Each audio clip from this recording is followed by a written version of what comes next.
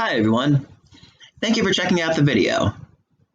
On Tuesday, June 23rd at 2 p.m., the Nutley Public Library hosted an online discussion with author Michael Gabriele for his recent book, Stories from New Jersey Diners, Monuments to Community. My name is Nick Van Dorn. I am a senior librarian here at the Nutley Public Library, and I was moderator for this event. During this uncertain time, the staff of the Nutley Public Library has been looking for ways to reach patrons in creative ways, and this online program is one such way. Thank you to the Friends of the Library for sponsoring this program, and to Michael for presenting for us. A lifelong Garden State resident and born and raised in Nutley, New Jersey, Michael Gabriele is a graduate of Nutley High School and Montclair State University. He has worked as a journalist, a freelance writer, and author for more than 40 years, and has also served as the editor of the Nutley Sun. He's a member of the Board of Trustees for the annual New Jersey Folk Festival at Rutgers University, a member of the Executive Board for the Nutley Historical Society, the Theater League of Clifton, and serves on the advisory board of the Clifton Arts Center. He also writes an occasional diner blog for the website Jersey Bites, a quest for food with attitude. Michael has presented for us in the past, most recently for his book, New Jersey Folk Revival Music. This is Michael Gabriele's fourth book and second book about the Garden State's diner business. When he is not writing, Michael devotes his time to art and music. His pastel artwork was on display this past fall, and he has performed music for us with his band, where he is a featured tenor saxophone player. He is truly a man of many talents. During the presentation, attendees were able to ask questions via chat for the Q&A at the end of the presentation. Here is a recorded presentation with friend of the library, Michael Gabriele. Hello, everybody. Thank you for tuning in. Lots of thank yous here. Thank you to Nick for making arrangements for this. Thank you to the Nutley Library and the Friends of the Nutley Library for sponsoring this. I'm very proud to be a representative of my publisher, the History Press. I have written 4 books for them, all on Nutley, all on New Jersey history. So thank you, thank you, thank you, thank you.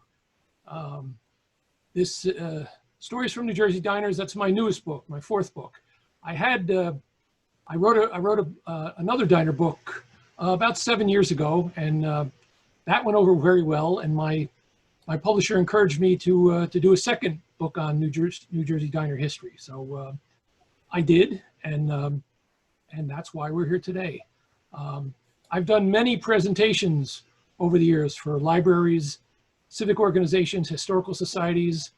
I had a big schedule lined up for this year. Unfortunately, something came along known as COVID-19, so all those programs, all those events were canceled. But well, that's showbiz. But this is interesting. I've never done a Zoom chat like this before, so let's see what happens. So let's start off with just the basics. Diner history, New Jersey's diner history. New Jersey does have the title of diner capital of the world. That's true. 2 reasons for that, actually. Number one, we have more diners in this state than any other state. There's quite a few diners in New York, Pennsylvania, Connecticut, but we have more, probably about 525 or so, maybe 550. The number changes a lot. That's one reason why we're the diner capital of the world.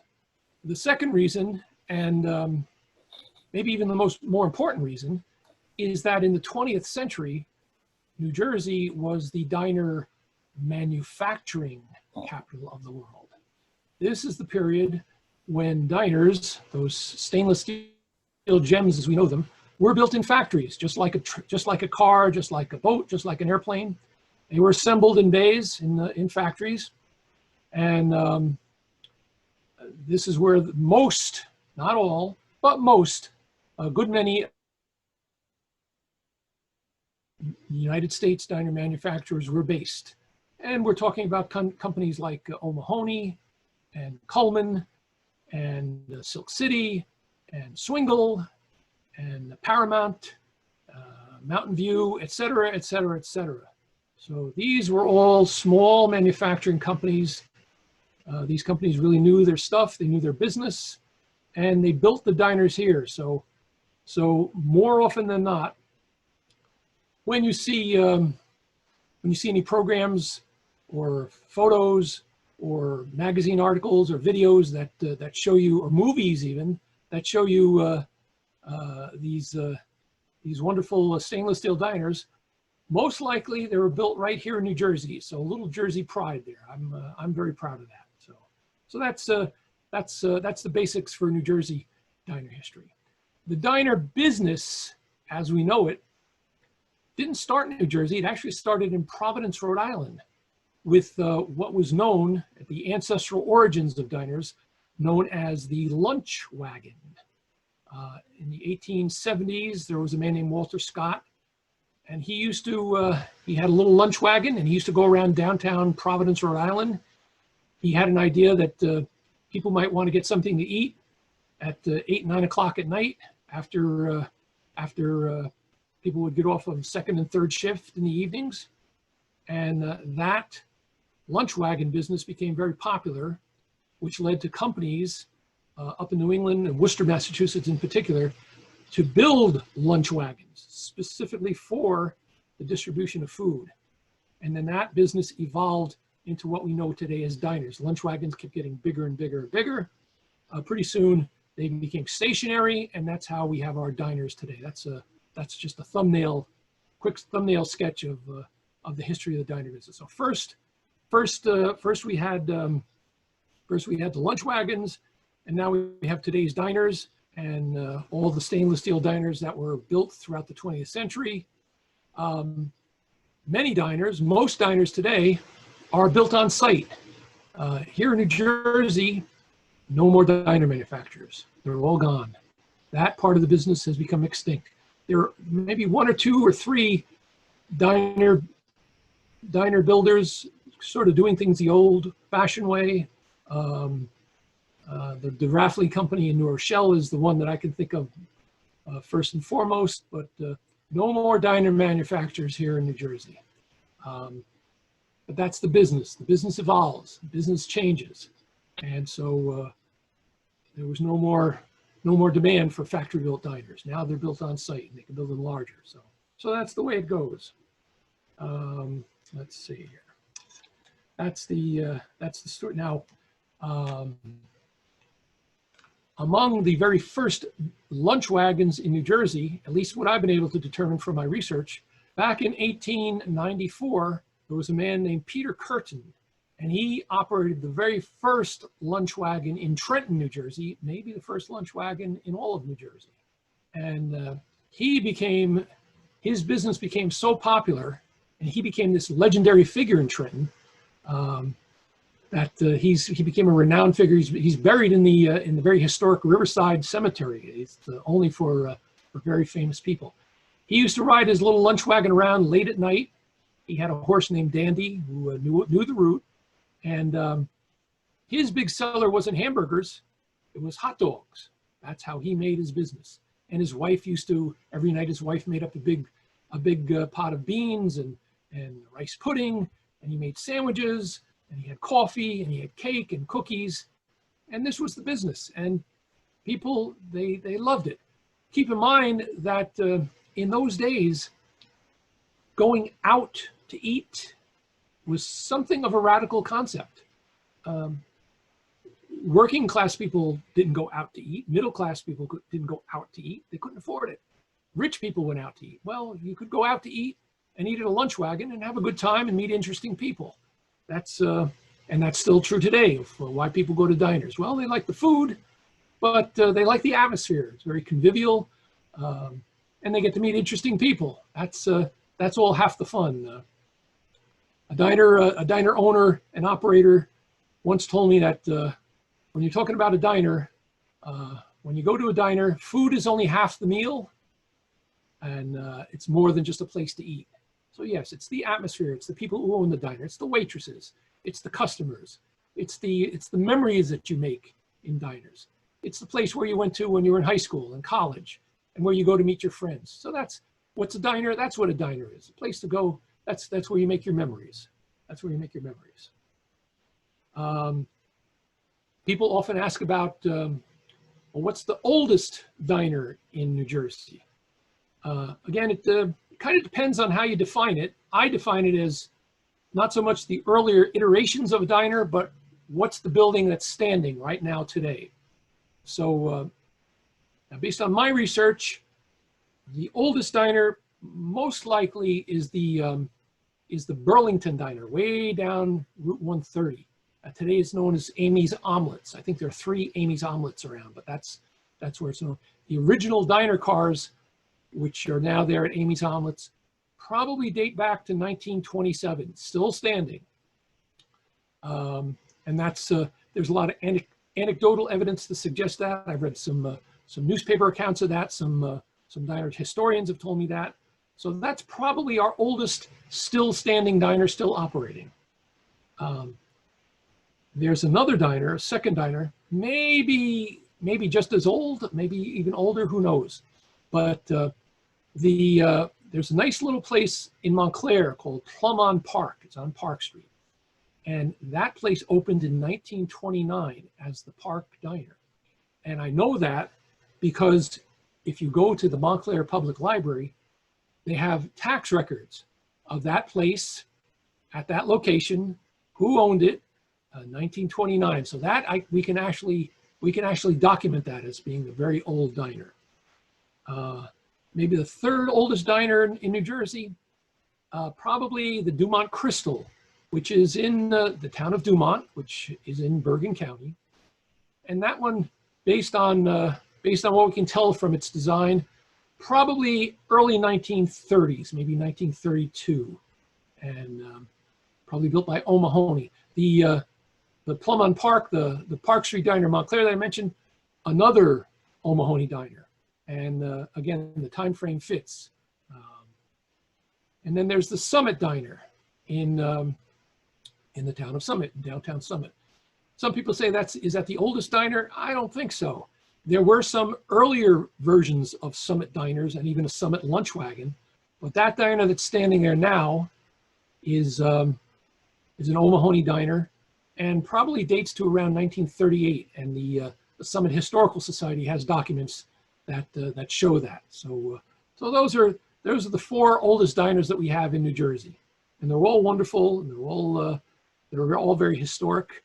And someday, somebody, it's a lot of work, but somebody should put them on the National Historic Register, because I don't know, we're the diner capital of the world, but none of our diners are on the National Historic Register. A lot of New Jersey diners built in New Jersey, which are elsewhere, are on the National Historic Register. So go figure, go figure. Some of the stories that are in the book is called Stories of New Jersey, from New Jersey Diners. And that's really a pretty good description. The title really describes the book, because I wrote these chapters pretty much like short stories, because really that's what they are. They're short stories about people who own diners, who operated diners, who worked in diners, people that went to diners. And there are all these stories about their family, the community. It really is a reflection of our history here in New Jersey. I guess this, maybe you would call this popular history. I try to be very, very, very precise with my dates, with my places, with my people. But this is not history that you'd find in a college textbook. This is popular history. This is history about the state. This is about who we are in New Jersey. This is New Jersey's spirit. This is our mythology. This is who we are as a state and people in New Jersey. I broke the chapters into northern New Jersey, central New Jersey, and southern New Jersey. That kind of makes sense, I guess. And I don't often read from the book, but I would like to read you this one paragraph. There's a rarely good diner down in Keyport, the Broad Street Diner. And earlier versions of that diner actually go back to the 1920s. The diner that's there today, built again by O'Mahony, that one dates back to 1953.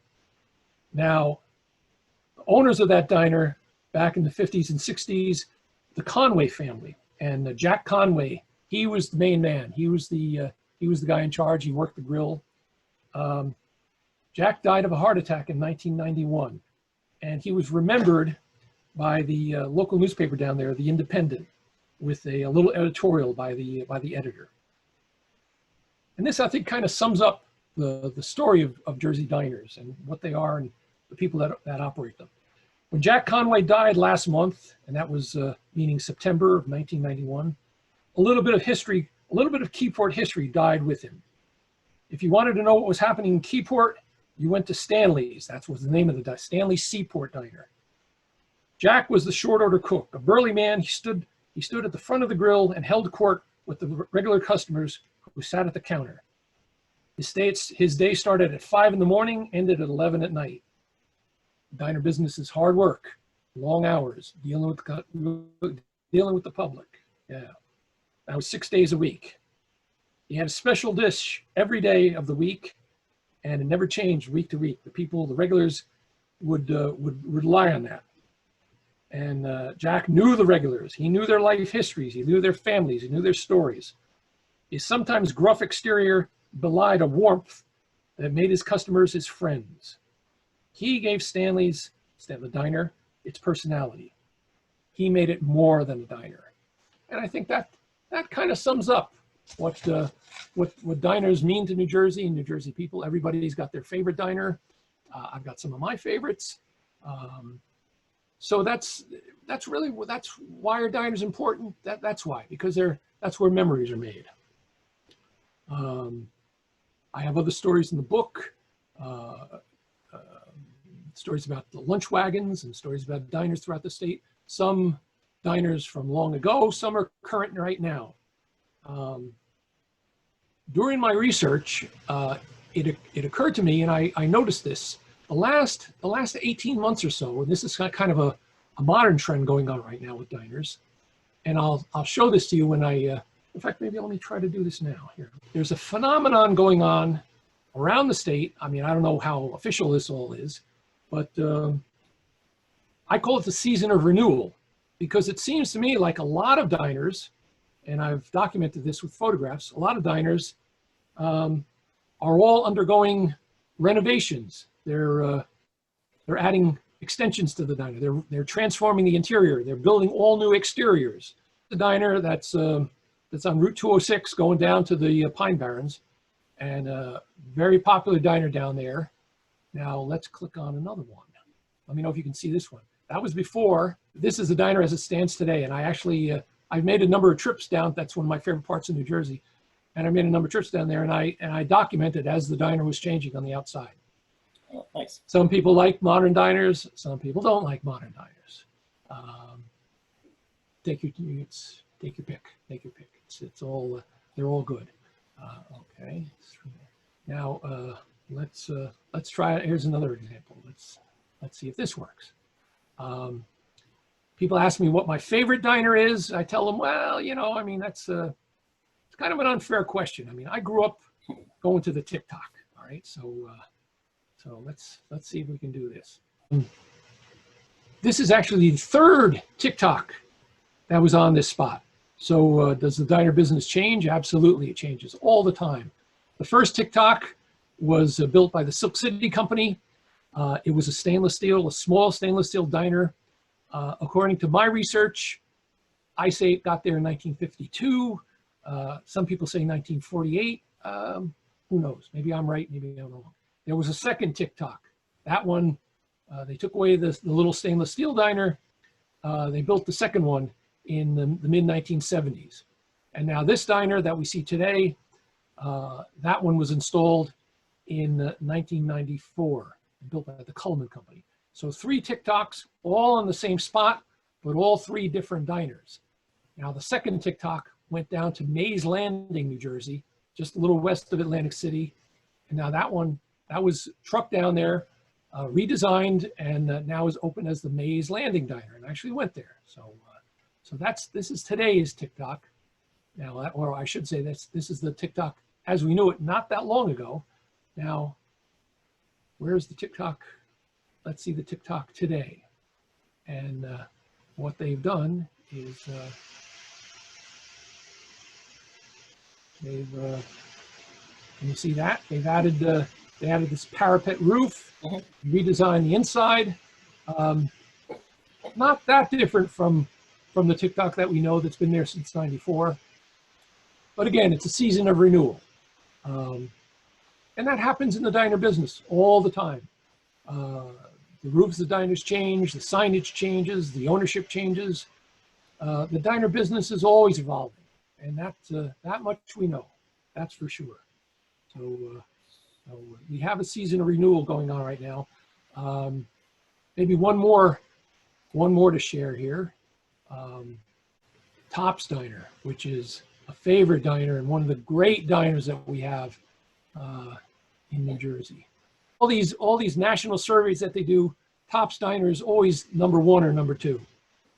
Top's Diner is actually in the process of building a brand new diner, which will be on the same site. They're actually going to tear down this old one, which has been evolving for many, many years, and a brand new one is going to be built. And I had the good fortune of meeting the owners there last year. He explained it to me, and quite interesting. And boy, what a great diner this is. So it's in East Newark, not Newark, East Newark. So if you ever have the chance, there's usually a line out the door unless you get there real early. So Top's Diner is really a place to visit, a place to see. So that's our season of renewal for New Jersey diners. A lot of times people ask about the future of the diner business. They want to know, well, a lot of diners are being taken away or torn down or moved away. Diners, at least the golden age ones that were built in the 20th century, they were built as portable structures. They could be picked up and moved, and oftentimes they are. Sometimes they're relocated in the state. A lot of times they're taken away. So people want to know, well, you know, is the diner business fading away? Are we losing all our diners, or is the diner business sustainable? Well, you have to think about it. New York City used to have lots and lots of standalone classic golden age diners. Most of them are all gone. So yes, New York City has lost a lot of diners. There's maybe 5 standalone diners still operating in New York City. Have we lost diners in here in New Jersey? Yes, we have. Some are torn down, some are taken away, some are relocated elsewhere, either in the state or out of the state. But new diners are always being built. And that's, again, that's how the business has been evolving over the years. And that's always been true. Old diners are taken away, new diners are built. And that's how we know the business. So I think the diner business is sustainable, and people are reinventing the diner business. A lot of traditionalists, and maybe I'm one of those people, what's a real diner? Everybody wants to know what a real diner is. Well, some people say the definition is it's a structure, modular, prefabricated, built in a factory, an eatery that's built in a factory in sections and then taken and assembled on a site. Well, that doesn't happen anymore. Like I said, now diners are built on site, not in factories, but built on site. Are they diners? Yeah, I'd say so. Are there storefront diners that people like and love and like to go to? Yeah. Are they diners? I think so. The definition changes. Am I nostalgic for the old diners? Sure, of course I am. But like I say, the business has been changing. Business has been changing. So I think the business will be good. I think there'll always be a place where people will want to go for a cup of coffee, a slice of pie, breakfast, a quick sandwich. There'll always be a place like that. And I hope that place will always be a diner. So, or something along the definition of what a diner is that we know and love. So now, as I usually do, when I do my presentations in person, I usually like to do a little bit of a slideshow, and let's just go down the list here. Here's a couple of diners that we know and love throughout the state. Some are modern, some are old. This is Angelos Diner, which is down right in the vicinity of Rowan University, way down there in central New Jersey. And this is quite a unique diner. Again, it's a Coleman Diner. The Bendix Diner, built by the Master Diner Company, late 1940s. And yeah, this is a classic. This is a classic. It appears in many videos and movies. It's a real truck driver diner because they maintained the long, large, triangular-shaped parking lot so the truckers can come in, park their rigs. Great place. Great place to get. Great place to get your Taylor ham sandwich on a roll with egg and cheese. Okay, Taylor. Now this is controversial, I know. In northern New Jersey, Taylor ham. Southern New Jersey, pork roll. Where's the dividing line? It's probably right around the East New Brunswick. That's the cutoff point. South of that, it's their pork roll. North of that, it's Taylor ham. Now, I did some research on this. I actually dedicated a chapter to the whole pork roll Taylor ham thing, and I must admit, I got to tell you, the true official name of the product should be pork roll, because the product does not contain any ham. Now, I never realized this, but ham is only the thigh and the butt of the pig. That's ham. Everything else is pork. So it contains pork roll. So is it really, I mean, is the official name accurately describing the product as pork roll? Yes. Am I going to call it pork roll? No. I'm going to still call it ham. Are people upset about that? Well, you know what? I don't care. I can be just as unreasonable as anybody else in this state. So, now let's see if we can. Let's see what happens if we do a new share. So let's go. I don't know if this is going to work. But, oh, all right. Here we go. New share. This has got to be a better way to do this. But you see that Erickson's lunch. This is a lunch wagon. What does a lunch wagon look like? It looks like this. You can see it's on wheels. This, as you can see, you can if you look at this and imagine this being a little bigger and a little more roomy. Well, this is the early development of diners as we have them here. So even the Broad Street Diner down in Keyport. Boy, what a wonderful place this is. Great diner. The people that run it, young Greek couple run it. They opened in 2015. They were voted New Jersey's best diner by NewJersey.com. So good for them. They deserve it. That's very nice. And I go down there as often as I can. Here, all right. Let's see now what happens here. Let's try this. Closer to home. Closer to home, we have the Colonial Diner in Lyndhurst. This is a diner that's been renovated, I think for the better. It's got a really cool roof, as you can see. Been there many times. Great place. Right. Maybe is that the former Lyndhurst Diner? That was right. No, that's the Lyndhurst Diner is in Lyndhurst, but that one's still operating. This is on the Orient Way, right off of Route 3. And Okay. Here's here we go. All right. So another one of my very favorite diners, Mustache Bill's Diner. Now, this is a stainless steel diner, and Mustache Bill, he's the gold standard. He's the real deal.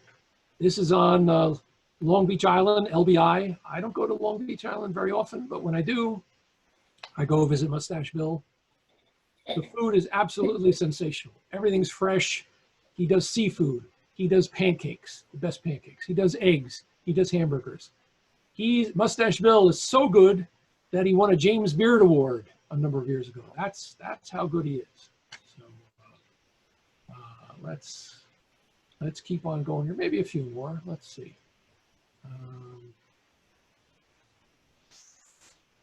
What do we have here? We did that one. Oh.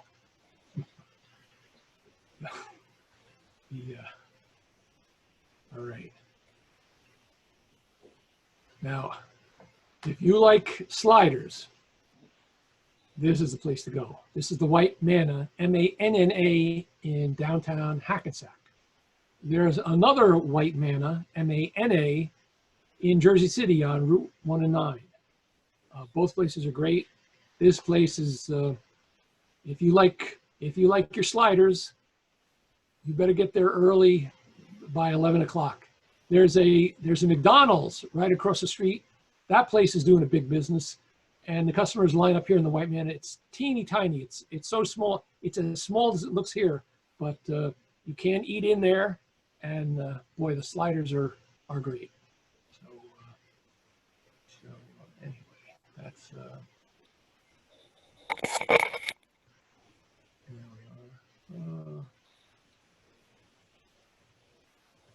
I mentioned, did I show you this? This is the Summit Diner. I mentioned this before.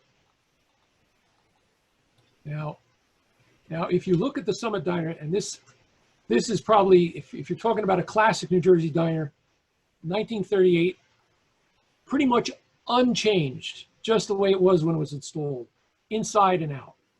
Now, if you look at this diner, and you think back to the diner I showed you early in the program, the Franklin Diner, they're very much almost the same design. And so 1938, that's probably when the Franklin Diner was installed, and I believe that it was. So anyway, so okay. For me, the favorite part of any program when I go to a library or do a talk is always the question and answer. So if you want to do some Q&A now, that's fun. I'd be happy to try and answer your questions. So please feel free. And Nick, you can be the gatekeeper on that. So. Okay, so we got so right from the beginning, I asked what are some of everyone's favorite diners, and we got some great responses. We got the Candlewick in East Rutherford. Okay. The Summit Diner. That's a good one. Somebody says there used to be an excellent diner in Westfield. Went there all the time as a kid. As a matter of fact, it was called the Excellent Diner.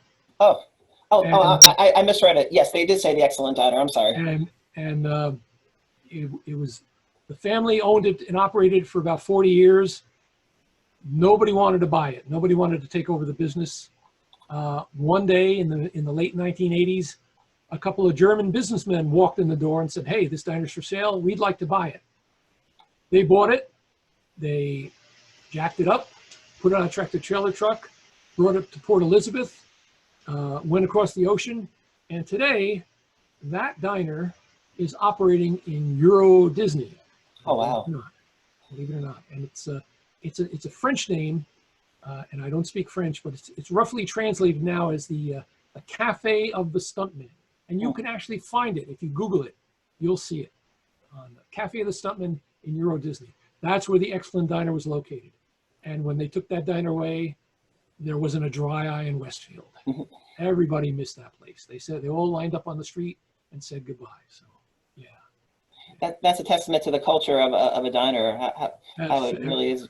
Favorite diner is just, it's like it's a part of your heart and soul. That's how we mark memories, and that's how we mark time. We have a couple other diners here. The Prestige Diner in New Providence. That's a good diner. I went there. I got invited to do a talk for a civic group in New Providence, and they were very nice to me. They took me out, treated me to lunch at that diner, and I got to tell you, best coffee I've had in any diner in New Jersey. I don't know. I tried to ask the owner. I said, "Well, what is this coffee?" He wouldn't tell me, of course, but it was just something about, maybe that was just the day or just kind of the way it hit me, but best cup of coffee I've had in any diner in New Jersey at that diner. So yeah, nice place. That's a strong statement. I got to try that coffee now. Well, you have to drive all the way to New Providence, which you want to, but okay. Yeah. That's just my opinion, you know. I'll give it a try. Yeah. So we also have our Nutley Diner here in town. Very nice diner, built by the DeRafferty Company in New Rochelle. Yes, and originally was known as the Town and Country Diner, I believe. Yeah. And we also the Nevada, the beloved TikTok, the Bendix Diner, the Colonial Diner in Lyndhurst, which we mentioned. Yes. Let's see here. Everybody's got a favorite. Let's see here. Somebody says White Castle. I'm not sure. Well, the White Castle, that's kind of a second cousin to diners. Yep. The business model's a little different.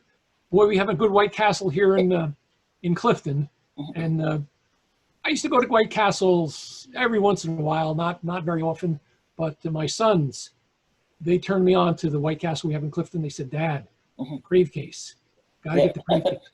Oh yeah, crave case, very nice, very nice. Yeah, it's my favorite diner. You know, it's again, I've been going to the TikTok since I was like 16 years old, so that's my sentimental favorite. But boy, Mustache Bill's Diner in Long Beach Island and Broad Street Diner in Keyport. Though you'd be hard pressed to find better food at a diner in New Jersey. Those two places, they know how to rock and roll. Yeah. And also, they some people mentioned the Chitchat Diner in West Orange. That is it a diner or is it a medieval castle?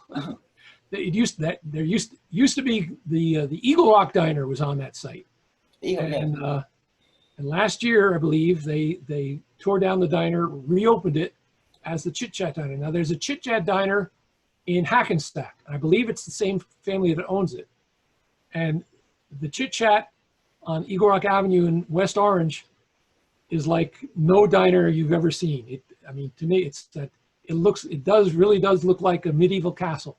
The interior is very spacious, high ceilings, big picture windows.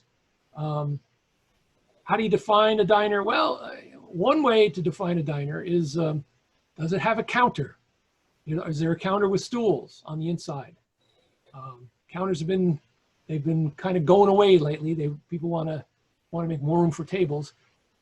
The Chitchat in West Orange still has a very tiny diner. It's about 6 stools, and of course you sit at the counter, and that's where you meet all the interesting people. So there's the Americana spirit there. So yeah, and they serve cappuccino there.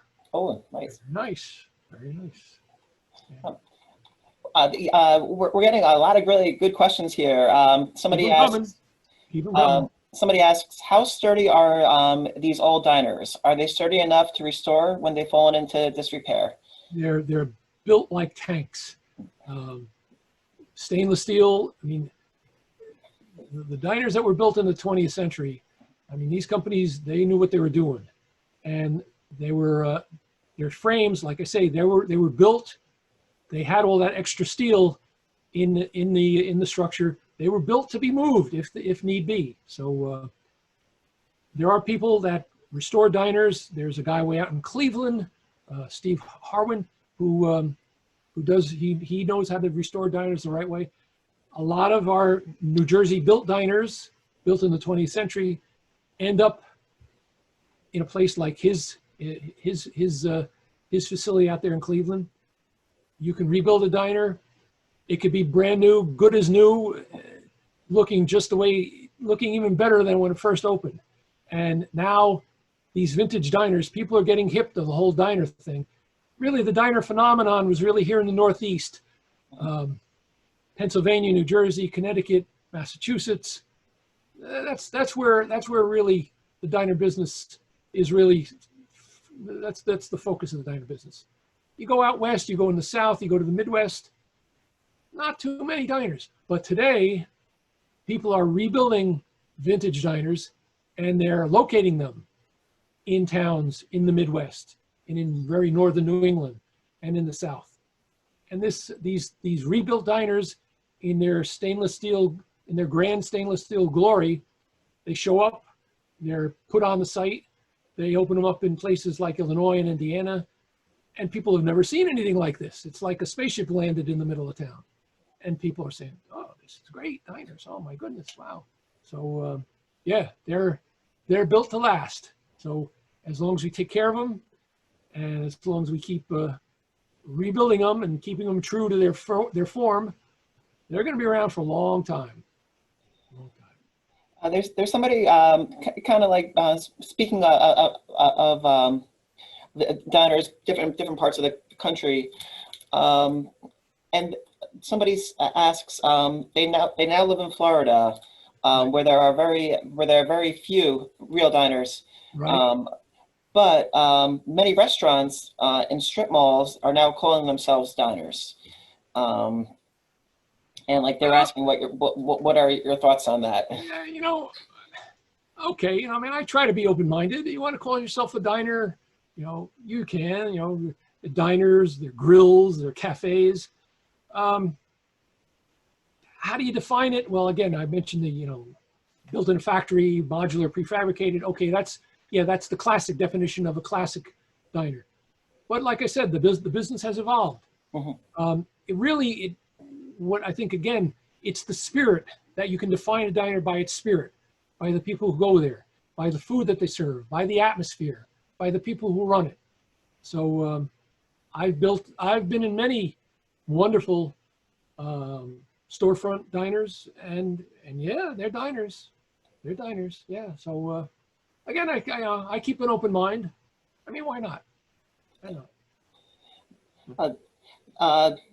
Let's see here. Let's see, how sturdy we asked that. I asked people what are some of their favorite things to order at a diner, and we have chicken gyro or cheeseburger with bacon, Right. Blue cheese and avocado. Right. Then we got into the whole Taylor ham versus pork roll debate, so I'll skip that for now. Very controversial. Yep. It's all New Jersey. It's all New Jersey. That's fine. All New Jersey, exactly. Let's see here. Somebody says that the White Man has the best burger ever. They're really good. They're really good. If you want a greasy slider, oh boy, go there. Let's see here. Breakfast anytime. That's, again, another way to define it. That do they serve breakfast any hour of the day? Mm-hmm. Well, breakfast is comfort food. Everybody loves breakfast. Everybody loves eggs, waffles, French toast, pancakes. People say, well, yeah, breakfast. You really can't. You can't eat healthy at a diner. Well, no, that's not true. You can eat healthy at a diner. A lot of diners have very wonderful salads. They've got soup. They serve fish, fresh broiled fish. Yeah, you can eat healthy at a diner. I mean, you can splurge a little bit once in a while. It's okay. Get a greasy hamburger or Taylor ham. That's all right. Every now and then is fine. But yeah, you can get good healthy food at a diner. Sure, you can. There's somebody said they just saw Woody Allen's The Purple Rose of Cairo. It was on TV the other night, and there's a few scenes filmed in the Raritan Diner in South Amboy. Really? And they're asking if by chance you happen to know where that diner was relocated to. I don't. Heard of it. The most recent diner here in New Jersey that was relocated was way out on Route 46 West in the town of Belvedere. And that was the Crossroads Diner. And it was built one of a kind, built in Kearney. And I was there. I had my sources called me. They said, you better come out. Something's happening today. So I went out there, and sure enough, they raised the diner. They slid it, no crane. They slid it onto a tractor trailer truck. I met the new owner. I introduced her to the old owners. That place has been there for at least 45 years. I think there was even a diner before that one, the stainless steel beauty, and built in New Jersey. And the new owner told me, she's a Jersey girl. She said she grew up in Princeton, but now she lives in upstate New York. She took that diner, she trucked it up to Hudson, New York, about exit 21 on the thruway. And she said she's going to put it in storage. She's always wanted to have always wanted to own and operate a real New Jersey diner. And maybe if we can get through this COVID-19 stuff, Yeah. maybe it'll reopen. So yeah, we said goodbye to the Crossroads Diner. So that was sad, but at least it still lives, and the tradition goes on, and maybe the people up in Hudson will enjoy it and love it just as much as we did. So I feel terrible for the workers and the business owners with this horrible pandemic right now, what we're going through. I mean, I can't imagine what they might. It's been very hard on the diners. I notice now that some diners are doing some sidewalk service. They have little tents. There's a tent in the parking lot of the TikTok. As often as I can, I try to order out and get stuff from diners. It's been very tough on the diners and restaurants and other companies as well, other businesses with COVID-19. So yeah, the diner owners they'll always be very happy to serve you, and they'll always appreciate your business. So if you can get a takeout or maybe do an outdoor setting and socially distance yourself, they will be very thankful for that. Yeah. When things get back to normal, that's the first place I'm going to, is the TikTok or a nearby diner, just to give them my patronage. And it's tough for diners because, like I said, a diner is more than just a place to eat. Food is only half the meal. Yeah, you go there for the good food, but again, you go there for the atmosphere. So if a place isn't doing customers inside, you lose a big chunk of that spirit. So it's unfortunate. Let's find a vaccine real fast, I hope. Yes.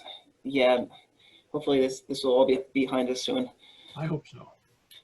Oh, just a question I had, with the stories that are featured in the book, what was the process for discovering them? Did you go to like the specific diner and interview one of the owners there, or you happen to like notice something like in a newspaper article or something that led you to speak to that specific person?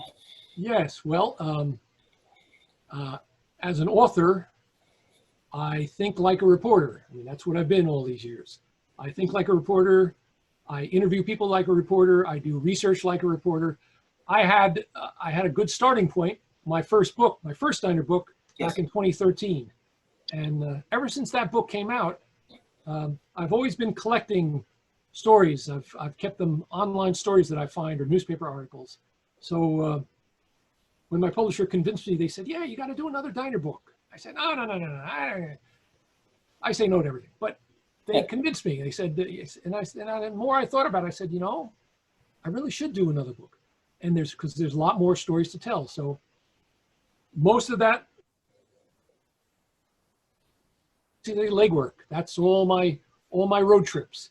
And I know some of the people I just happen to meet by chance.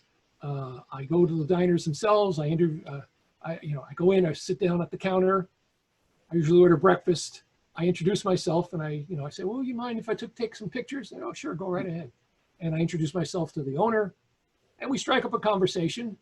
And that's a good reporter always follows his sources. Yes.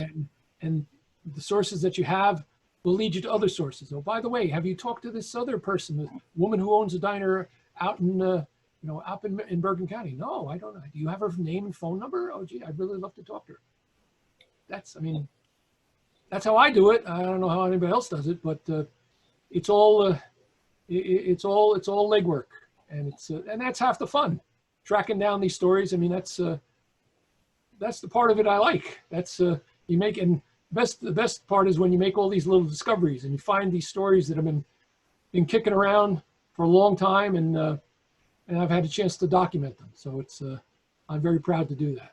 Well, it's a fun read, and I'm looking forward to once these diners reopen, and so I can look through your book and say, okay, let me try this diner or that diner. It'd be really something to like. I have the Tops Diner. I've only been there once when I was very young, so I'd love to go back to the Tops Diner. They are really good. Food there is excellent. What a place. What a place. Always busy.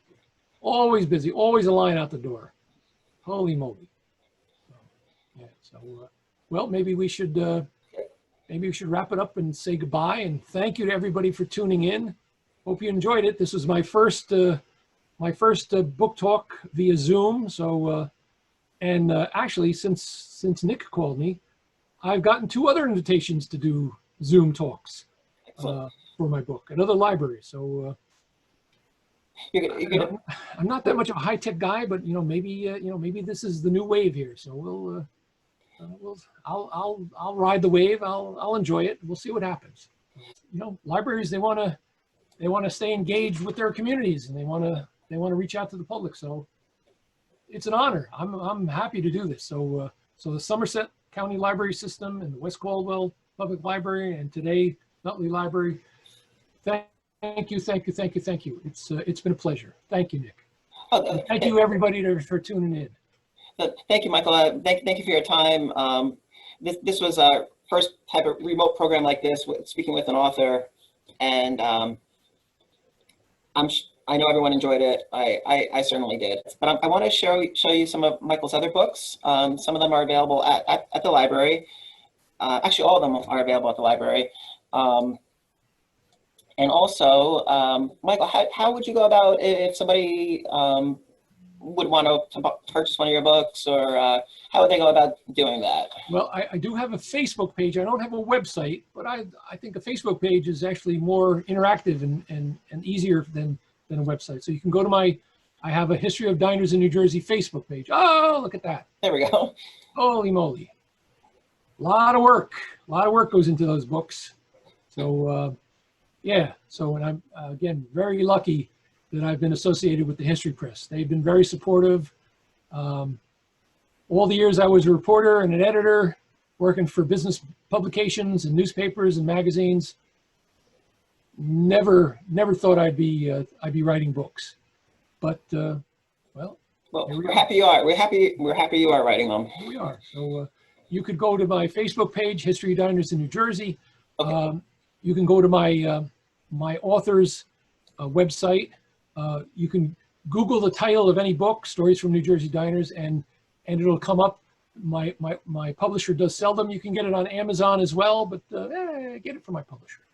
That'll make them happy. So it looks like we have some fans here, Michael. Somebody says, love the cycling book. Somebody said, I read the bicycle racing book. Book makes a great gift. Thank you, Michael. You're a great asset to Jersey Kana. Very interesting. Thanks. That's very nice. That's very nice. A folk revival music book. Now there's if you like folk music, boy, that's a book. I went above and beyond the Call of Duty. And yes, where did the folk revival start? Mm-hmm. Right here in New Jersey. New Jersey. Not New York City, not Cambridge, Massachusetts, not San Francisco, right here in New Jersey. Jersey is a place to be. Anyway, that's I mean, what can I say? I'm a Jersey guy. So. I am as well. But thank you again, Michael, for this excellent presentation. And somebody just says, and I agree with them, I am now hungry. So. Well, go downstairs and make a couple of eggs over easy and toast, and you're in business. So you recorded this now, right, Nick? Yes, I did record it. So we will be able to share this on our YouTube page and Facebook. Okay. I'll have a link, so it'll be on my Facebook page, and who knows, maybe we'll go viral. Yeah, I've never gone viral. I think so. This is a good. This is a great topic. And what happens when you go viral? I don't know. A lot of hashtags. Oh, good. Is that good?